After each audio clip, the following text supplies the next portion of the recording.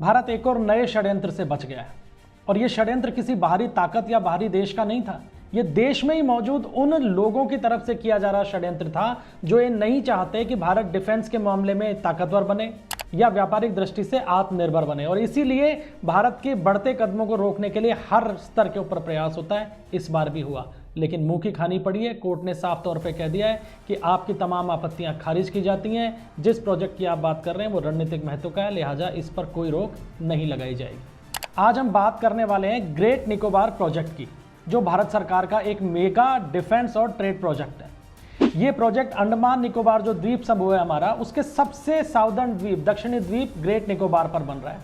और इस प्रोजेक्ट के तहत ग्रेट निकोबार में एक बड़ा अंतर्राष्ट्रीय पोर्ट बनना है, एक ड्यूल यूज यानी डिफेंस और ट्रेड दोनों के काम आने वाला एयरपोर्ट बनना है, टाउनशिप बननी है और पावर प्लांट का निर्माण होना है। कुल लागत इस प्रोजेक्ट की करीब 81,000 करोड़ बताई जा रही है और अगले 30 साल में 3 चरणों में ये प्रोजेक्ट पूरा होगा। और ये प्रोजेक्ट सिर्फ डेवलपमेंट के लिए नहीं, बल्कि भारत की सिक्योरिटी और इकोनॉमी के लिए भी गेम चेंजर साबित होगा निश्चित रूप से।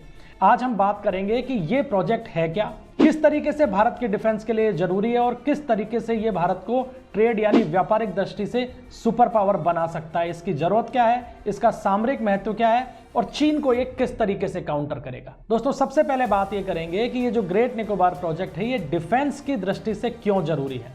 दरअसल जो ग्रेट निकोबार आइलैंड है इसका सामरिक महत्व बहुत ज्यादा है और इसलिए है क्योंकि ये भारत की पहली सुरक्षा दीवार की तरह काम करेगा। ये द्वीप जो है ये मलक्का स्टेट से करीब 100-125 किलोमीटर के आसपास दूर है। बात उठती है कि मलक्का स्टेट क्या है। यही वो मलक्का स्टेट है जो भारत की सुरक्षा यानी डिफेंस और भारत के व्यापार की दृष्टि से सबसे महत्वपूर्ण है और जिसके लिए ये पूरा का पूरा प्रोजेक्ट का खाका भारत सरकार ने तैयार किया है। मलक्का स्टेट पश्चिम में सुमात्रा के इंडोनेशियाई द्वीपों और पूर्व में जो मलेशियाई प्रायद्वीपीय इलाके हैं उनके बीच में स्थित है और ये हिंद महासागर से प्रशांत महासागर में प्रवेश का सबसे सुरक्षित और सबसे छोटा रास्ता माना जाता है और इसी कारण ये दुनिया का सबसे व्यस्ततम समुद्री रास्ता है, जहां से हर साल करीब 94,000 जहाज गुजरते हैं और टोटल जो वैश्विक व्यापार है यानी दुनिया जितना व्यापार करती है उसका 40% माल की आवाजाही इसी इलाके से होती है और इसी मलक्का स्ट्रीट के बिल्कुल सटावा है ग्रेट निकोबार आइलैंड। अब इस आइलैंड पे केंद्र सरकार की तरफ से जो प्रोजेक्ट आ रहा है उसके तहत एक ड्यूल यूज एयरपोर्ट बनेगा। ड्यूल यूज यानी जो दोनों तरीके से काम आएगा, सिविल यानी आम सामान के परिवहन के भी और दूसरा मिलिट्री के लिए भी। यहाँ पे ये जो एयरपोर्ट होगा ये बड़े फाइटर जेट्स, ड्रोन और ट्रूप्स को तैनात करने में मदद करेगा और साथ ही साथ यहाँ पे बड़े युद्धपोतों को हैंडल करने के लिए एक पोर्ट भी तैयार किया जा रहा है। ये अंडमान निकोबार में जो कमांड है उसको मजबूत करेगा और अंडमान निकोबार कमांड जो है वो भारत की एकमात्र ट्राई सर्विस कमांड है, यानी आर्मी, नेवी और एयरफोर्स तीनों का मिलाजुला कमांड है। अगर आंकड़ों की दृष्टि से देखें तो ये जो ग्रेट निकोबार आइलैंड है ये म्यांमार के कोको आइलैंड के बिल्कुल नजदीक है। अब ये कोको आइलैंड का महत्व क्यों है, क्योंकि म्यांमार का जो एक कोको आइलैंड है इसके ऊपर चीन ने अपना बेस बना रखा है और एक तरफ कोको आइलैंड है और उससे कुछ ही दूरी के ऊपर ये ग्रेट निकोबार आइलैंड है जहां पे भारत अपना बेस तैयार करने जा रहा है। दोनों के बीच की दूरी 55 किलोमीटर के आसपास की है। यानी इस कोको आइलैंड से जो भी चीन की युद्धपोत आदि की जो भी परिवहन होता है, जो भी आवाजाही होती है, इस आवाजाही के ऊपर ये जो ग्रेट निकोबार आइलैंड के ऊपर प्रोजेक्ट आ रहा है इससे बड़ी आसानी से नजर रखी जा सकेगी। और चीन ने भी कोको आइलैंड के ऊपर अपना बेस इसीलिए बनाया था क्योंकि मलक्का स्ट्रीट के ऊपर नियंत्रण रख सके और अब भारत भी वहां जाके बैठेगा चीन को काउंटर करने के लिए। इस पूरे के पूरे प्रोजेक्ट से न केवल भारत समुद्र में निगरानी बढ़ा सकेगा बल्कि इंटेलिजेंस और रैपिड रेस्पॉन्स के अंदर भी भारत को मजबूती मिलेगी। नेशनल ग्रीन ट्रिब्यूनल यानी एनजीटी ने भी इसे रणनीतिक महत्व का प्रोजेक्ट बताया है और इसीलिए इस प्रोजेक्ट के खिलाफ जितनी भी याचिकाएं लगी थी उन सबको खारिज कर दिया गया है। आसान शब्दों में अगर हम कहें तो ये प्रोजेक्ट भारत को इंडियन ओशन में एक मजबूत किला देगा जहां से दुश्मन की हर हरकत के ऊपर नजर रखी जा सके। अभी तक बात की हमने डिफेंस की, अब बात करेंगे ट्रेड की यानी व्यापार की, कि व्यापार की दृष्टि से ग्रेट निकोबार जो प्रोजेक्ट है ये भारत के लिए अहम क्यों है।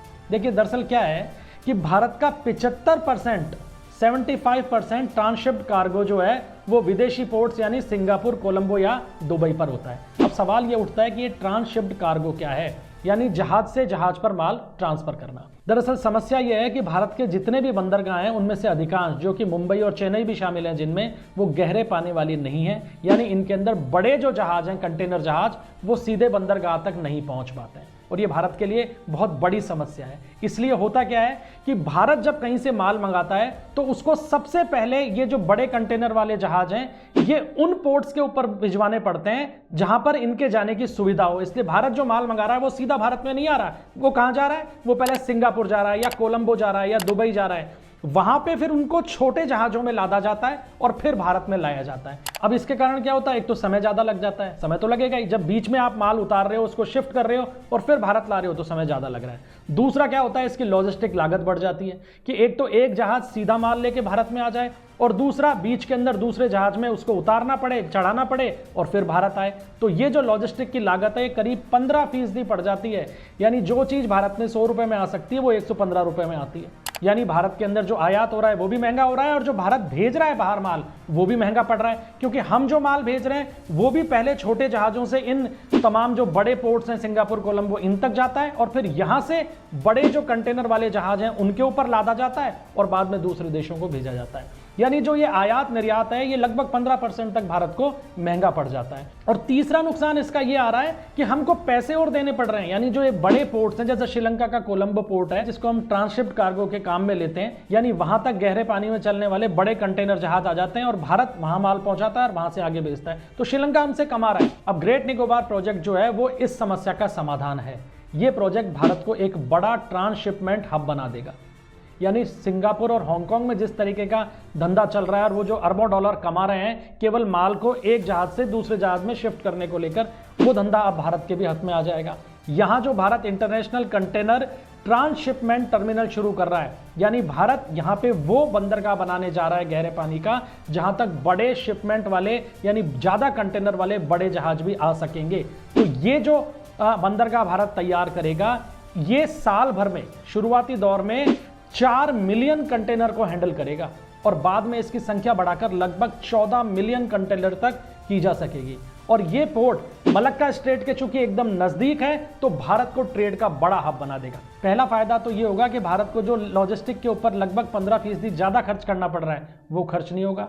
दूसरा, हमारा कार्गो हम हैंडल करेंगे। अगर हम दुनिया से माल मंगा रहे हैं तो वो सिंगापुर, हांगकांग, कोलंबो यहां नहीं जाएगा, वो सीधा हमारे ग्रेट निकोबार आइलैंड का जो हमारा पोर्ट है वहां आएगा और वहां से भारत के अंदर आ जाएगा। तो एक तो लॉजिस्टिक की लागत बचेगी, दूसरा समय कम लगेगा और तीसरा जो धंधा अभी तक हम दुनिया के दूसरे पोर्ट्स को दे रहे हैं वही धंधा दुनिया के बाकी देश हमें देंगे। और पैसा कितना मिलेगा इस प्रोजेक्ट से? जो भारत को सालाना आय आंकी गई है शुरुआती दौर में वो लगभग 30,000 करोड़ रुपए की है। यानी 30,000 करोड़ रुपए का रेवेन्यू हर साल भारत को आ सकता है। लगभग 50,000 नई जॉब्स मिलेंगी और ये मैरीटाइम इंडिया विजन जो है 2030 उसका एक हिस्सा है जो भारत को व्यापारिक दृष्टि से एक बड़ा प्लेयर बनाए। यानी आसान भाषा में कहें तो ये प्रोजेक्ट भारत को ट्रेड का सुपरमार्केट बना देगा जहां दुनिया के जहाज रुकेंगे और हमें धंधा देंगे। अब समझिए कि इस प्रोजेक्ट का सामरिक महत्व क्या है। दरअसल इंडियन ओशन जो है वो हमारी ऊर्जा का सुरक्षा का केंद्र है।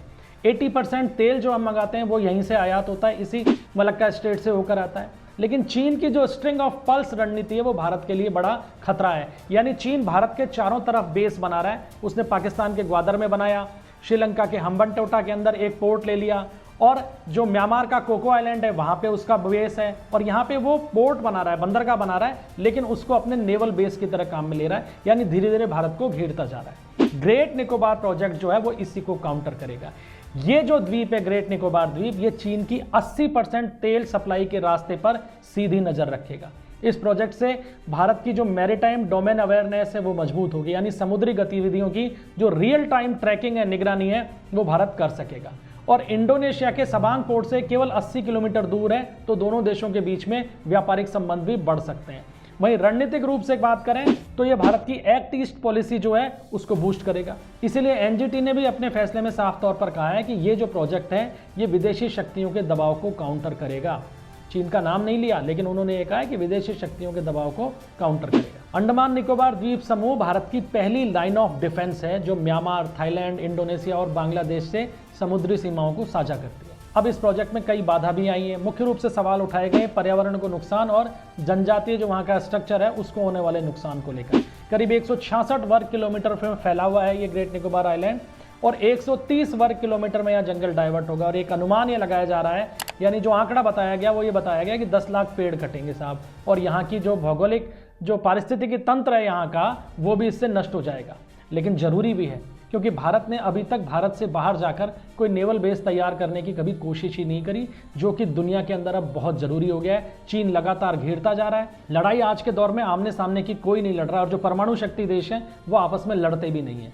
लेकिन व्यापारिक दृष्टि से डिफेंस को मजबूत करना भी बहुत ज़रूरी हो गया है, और इसीलिए भारत सरकार ने इस प्रोजेक्ट की रूपरेखा तैयार की थी। विरोध हुआ, इसको लेकर एनजीटी के अंदर एप्लीकेशंस भी लगी, लेकिन उन तमाम एप्लीकेशंस को खारिज कर दिया गया, यानी इस प्रोजेक्ट के रास्ते में आने वाली तमाम बाधाएं अब समाप्त हो गई हैं। हालांकि एनजीटी ने अपनी तरफ से बहुत स्ट्रिक्ट गाइडलाइन भी इशू की हैं, जो की भी जानी चाहिए कि आप अगर इस प्रोजेक्ट को बना रहे हैं ग्रेट निकोबार आइलैंड में, तो आपको वहाँ के पारिस्थितिकी का, वहाँ का एनवायरनमेंट का भी ध्यान रखना पड़ेगा। यानी स्ट्रिक्ट गाइडलाइन के साथ में इस प्रोजेक्ट को पास कर दिया एनजीटी ने, और अब जल्दी ही इसके ऊपर काम शुरू होने वाला है। और सरकार की ये सोच है कि किसी भी तरीके से इस प्रोजेक्ट के ऊपर काम करके इसके पहले फेज को 2028 तक पूरा किया जा सके, यानी इस साल के अंत तक ग्रेट निकोबार आइलैंड के ऊपर दोनों स्ट्रक्चर्स का काम शुरू हो जाएगा।